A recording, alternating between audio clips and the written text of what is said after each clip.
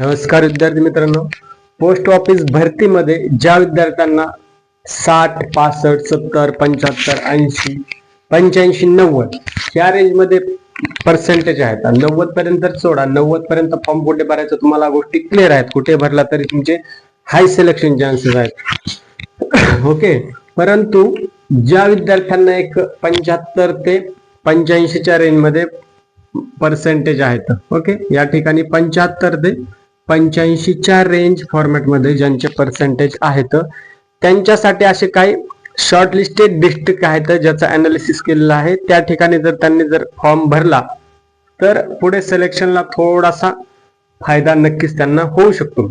हे कशाच्या बेसिस सांगतोय, आपण स्टडी केलाय, अनालिसिस काढलंय, मागील कट ऑफ काढलेला आहे, ह्या सगळ्या गोष्टी. परंतु फक्त मी सांगत आहे म्हणून त्या डिव्हिजनला भरायचं नाही. फायनल डिसिजन हे तुमचं असेल. फक्त याच्यातून तुम्हाला एक आधार किंवा एक सपोर्ट म्हणून अनालिसिस काढायला माझ्याकडून थोडीशी हेल्प केलेली आहे.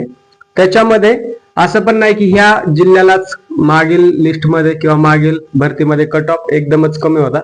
ह्या ज्या डिस्ट्रिक्ट आहेत याच्यामध्ये टाकणारे प्रेफरन्स ह्याला सुद्धा कट ऑफ हाय प्रमाणात, मोठ्या प्रमाणात गेलेला होता. लक्षात घ्या, 90+ कट ऑफ होता. परंतु फायदा याचा असा होता, जशी जशी मेरिट लिस्ट वाढत जाईल, म्हणजे फर्स्ट नंतर सेकंड, सेकंड नंतर थर्ड, थर्ड नंतर फोर्थ, तर त्या मेरिट लिस्ट वरती या डिव्हिजनचा किंवा या जिल्ह्यांचा कट ऑफ थोडासा ड्रॉप झालेला होता as compare to other district किंवा as compare to other preferences. Okay, म्हणून पुढे चालून याचा फायदा होऊ शकतो. पहिल्या मेरिट लिस्टला जरी नाही झाला तरी शेवटच्या मेरिट लिस्टला आणि पहिल्या मेरिट लिस्टला याच्यामध्ये जमीन आसमानाचा नक्कीच फरक असेल. म्हणून ज्यांचे 75 ते 85 रेंज मध्ये आहेत, तुमचं कुठला जिल्हा आहे ते कमेंट करायचंय, म्हणजे तुम्हाला कुठे प्रेफरन्स द्यायला सोपं जाईल किंवा कुठे दिला तर चान्स वाढेल याच्यावर आपण डिस्कस आणि आपल्याला मार्ग मोकळा होईल. ओके, लक्षात घ्या, तुमचे जर 75 ते 85 रेंज वाल्या विद्यार्थ्यांनी या ठिकाणी विदर्भ साईडला जायचं आहे. परत पहिला आहे नंदुरबार जिल्हा आहे, त्याच्यानंतर धुळे साईड आहे. ओके, नंदुरबार, धुळे, गडचिरोली. आता गडचिरोलीला काय, बऱ्याच विद्यार्थ्यांना वाटत होतं की गडचिरोलीचा कट ऑफ एकदमच ड्रॉप जाईल, परंतु पहिल्या मेरिट लिस्टला या ठिकाणी सुद्धा 90%च्या वरतीच कट ऑफ गेलेला होता. कारण शेड्यूल 1 भरतीमध्ये काय होतं की बऱ्याच विद्यार्थ्यांना वाटलं हा नक्षलग्रस्त जिल्हा आहे, नक्षलवादी जिल्हा आहे थोडक्यामध्ये त्या ठिकाणी, असं विद्यार्थ्यांचं म्हणणं होतं आणि तिकडे जास्त फॉर्म भरले जाणार नाहीत, म्हणून इकडेच सगळ्यात जास्त फॉर्म भरले गेले या ठिकाणी. ओके, म्हणून पहिल्या मेरिट लिस्टचा काय झालं मित्रांनो, या ठिकाणी परत हाय कट ऑफ गेलेला आहे. हाय म्हणजे मोठ्या प्रमाणात, ज्याची की आपल्याला अपेक्षा नव्हती की एवढ्या मोठ्या प्रमाणात कट ऑफ जाऊ शकतो. त्याच्यामुळे इकडे पहिल्या लिस्टला कट ऑफ गेला, नंतर सेकंड, थर्ड, फोर्थला थोडा थोडा कमी होत आला as compare to other district. दुसऱ्या जिल्ह्याच्या तुलनेमध्ये कमी परत होत आला, म्हणून त्यांनाही काही विद्यार्थ्यांना फायदा झाला, काहींना फायदा त्याच्यामध्ये झालाही नाही. म्हणून हा फक्त एक अंदाज आहे, त्यानुसार तुम्ही फायनल डिसिजन घ्या. पुढे आहे यवतमाळ. गडचिरोलीच्या साईडला थोडस पुढे आलं की यवतमाळ, वाशिम आहे, त्यासोबत बुलढाणा आहे. हे झाले विदर्भ साईडचे डिस्ट्रिक्ट, म्हणजे नागपूरच्या इलाख्यामधल्या थोडक्यामध्ये जिल्हे. ओके, त्याच्यानंतर जर आता तुम्ही इकडे पश्चिम महाराष्ट्रातले असाल, परंतु तुम्हाला फॉर्म तुमच्या गावापासून 200 ते 300 किलोमीटर वरती पोस्टिंग पाहिजे, तर तुम्ही मराठवाडा साईडला गेलं तरी चालेल, किंवा पुढे कुठेही फॉर्म भरू शकता, परंतु तुमची तयारी असली पाहिजे त्या ठिकाणी जॉब करण्याची. ठीक आहे, याच्यामध्ये आता छत्रपती संभाजीनगर एक आपण याच्यासाठी कन्सिडर केलंय कारण इथं स्कोप जास्त असणार आहे. Okay, as compare to Beed, Latur. Okay, Marathwada साईडचं बोलतो. छत्रपती संभाजीनगर आणि धाराशिव. ओके, आता तुम्ही म्हणाल धाराशिवला सुद्धा 95 पर्यंत कट ऑफ गेलेला होता, हायएस्ट कॅटेगरी ओपन कॅटेगरीचा 95 पर्यंत लास्ट शेड्यूल 1 भरतीला. परंतु छत्रपती संभाजीनगरचा स्कोप चांगला आहे, त्यांच्या अंडर येणारे भरपूर सारे डिव्हिजन्स आहेत, त्याच्यामुळं इथं ग्रामीण भाग जास्त येतो, म्हणजे ग्रामीण जे प्रेफरन्सेस तुम्ही देत असतात ते जास्त या ठिकाणी असतात.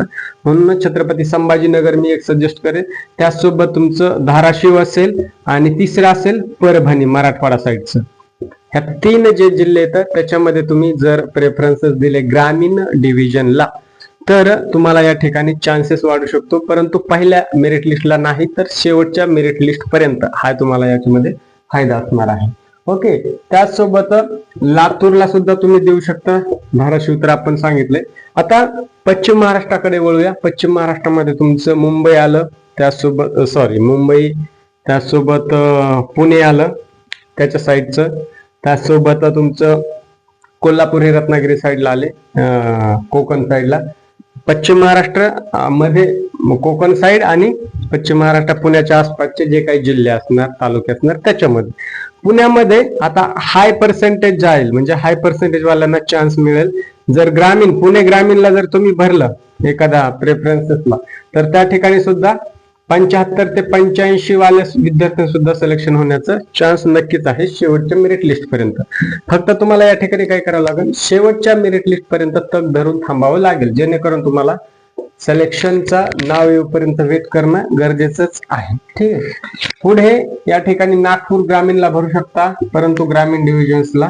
अशा प्रकारे तुम्ही महाराष्ट्रातल्या कुठल्याही जिल्ह्यामध्ये फॉर्म भरू शकता. एकाच जिल्ह्यामध्ये, त्या जिल्ह्यामध्ये येणाऱ्या प्रेफरन्सेस कितीही तुम्ही देऊ शकता, अनलिमिटेड.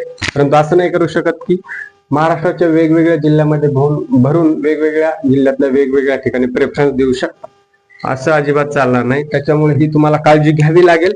आणि 31 तारखेपासून तुमचं रजिस्ट्रेशन ऑनलाईन सुरू होते, लगेच 2 तारखेपासून फॉर्म भरायला सुरुवात होते. त्यामुळे लवकरात लवकर फॉर्म भरून घ्यायचा आहे.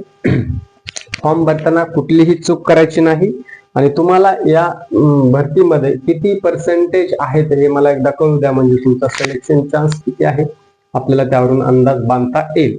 सो तुमचे काही डाऊट आणि प्रश्न असतील कमेंट बॉक्समध्ये कमेंट करत राहा. इथेच थांबतो, भेटूया नवीन अपडेट सोबत. तोपर्यंत जय हिंद आणि राम राम.